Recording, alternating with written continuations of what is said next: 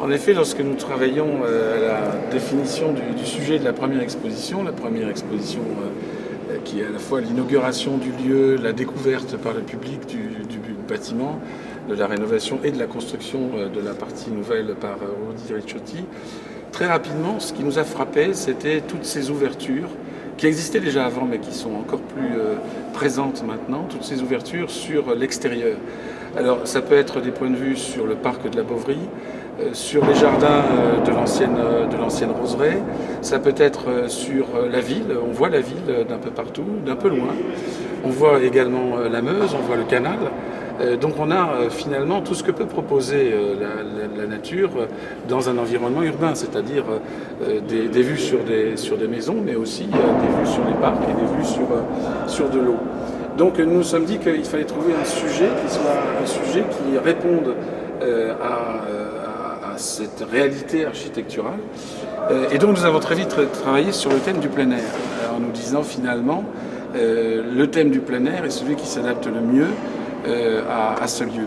Alors ensuite, il y avait plusieurs façons d'aborder le plein air, mais il y a déjà eu pas mal d'expositions sur ce sujet, et nous avons choisi un thème qui n'a pas été jusqu'à maintenant développé, qui était celui du développement progressif de la nature devenant un lieu de promenade, un lieu de plaisir, un lieu où l'on joue, un lieu où l'on flâne, et donc non plus un lieu sacré, un lieu religieux, ou un lieu de méditation, ou un lieu purement esthétique, mais au contraire un lieu dans lequel on se promène, dans lequel on flâne et dans lequel on se détend. Tous les artistes ont abordé ce thème de la nature devenue lieu de loisir. On a des grandes étapes. On a par exemple le début du 19e siècle avec Corot, Courbet, Daubigny, qui eux sont intéressés par un thème très précis qui est la représentation de la nature pour elle-même. Donc on représente la nature et on n'a plus de grands sujets historiques ou de grands sujets poétiques. En revanche, on a des promeneurs, on a des gens qui se promènent. Et ces gens-là, bien évidemment, on les représente parce qu'on représente la nature. Il y a ensuite, dans la deuxième partie du siècle, des artistes comme Monet, qui vont représenter la ville comme un lieu d'animation, comme un lieu où les gens travaillent et se promènent. Et là aussi, c'est Paris, mais c'est aussi Paris sur les bords de Seine. Donc on a à nouveau ce thème de la promenade sur les bords de Seine qui apparaît. Et puis le thème des bains de mer va passionner toute une génération d'artistes du début du XXe siècle, que ce soit Picasso, que ce soit Fernand Léger, que ce soit Bonnard, que ce soit Matisse. Tous ont été intéressés par ce thème et ont montré les gens heureux au bord de la mer, avec des couleurs, avec du mouvement, qui était évidemment pour eux par définition un sujet moderne. D'accord. Et donc là, vous arrêtez ce parcours en période moderne. Donc, on arrête ce parcours parce qu'ensuite les influences des artistes se poursuivront, mais d'une manière différente et peut-être moins intéressante par rapport au lieu. Le lieu est quand même un lieu qui a été bâti au début du XXe siècle, donc on peut déborder un peu, mais pas trop. Et n'oubliez pas que c'est le centenaire de Dada.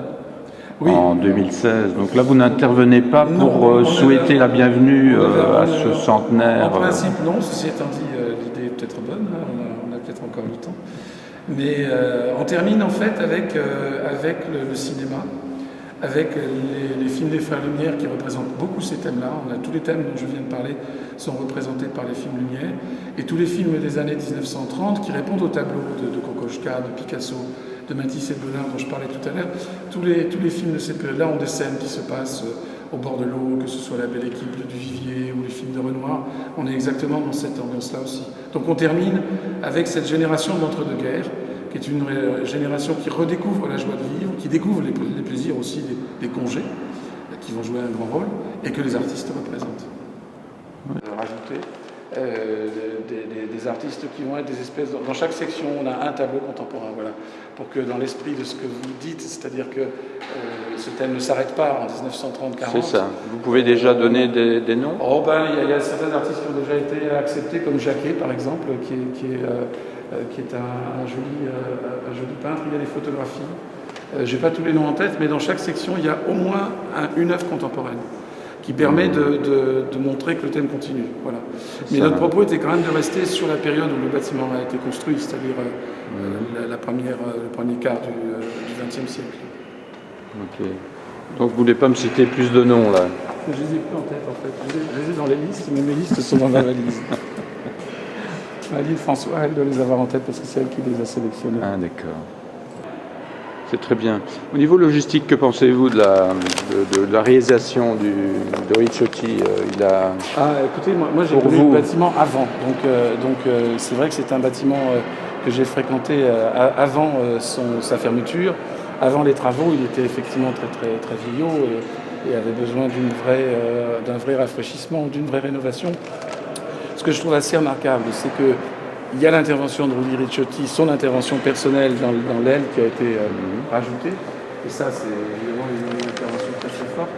Mais il y a aussi tout le travail d'occupation technique, de la climatisation, du travail sur la lumière, des éclairages, etc., qui est complètement invisible, qui ne gêne pas l'architecture du début du XXe. Et il y a une grande modestie par rapport à l'architecture du XXe, qui est rendue avec une grande finesse. Alors évidemment avec des détails de peinture qui sont intéressants. On voit que par exemple les piliers sont peints dans un blanc chargé un peu plus en jaune, ce qui fait que tout d'un coup ça dessine l'architecture. C'est très très fin. Il y a une grande fidélité au travail des architectes du début du XXe et le résultat est très majestueux. Et en même temps, on voit que ça va être un très bel outil de travail parce qu'on a tout le confort d'un musée moderne. Les feuilles d'or ont disparu là sur les colonnes. Les feuilles d'or ont disparu, ouais, mais je pense que c'était évidemment une proposition de Rudy Ricciotti. Mais je pense Quoi, que les feuilles d'or, c'était une volonté de les laisser. De les laisser, oui. Mais en attendant, finalement, il a décidé de les supprimer. Ah, c'est lui qui a décidé de les Oui, supprimer. puisque c'est lui qui a assumé les choix de l'architecture, donc bien sûr. Donc il est un minimalisme finalement, Ricciotti. Il avait son intervention très belle sur le canal, et on voit bien qu'il s'est mis au service de l'architecture ancienne finalement. Et son intervention là est à la fois d'ordre technique et en même temps d'accompagnement de l'architecture. Mais vous, votre sentiment personnel, vous les auriez laissés? Non. C'était trop baroque? Non, je trouve que c'est pas un sacrilège patrimonialement. Et je trouve que l'espace tel qu'il est maintenant est tellement intéressant que, en définitive, c'est une grande réussite. Ok, merci.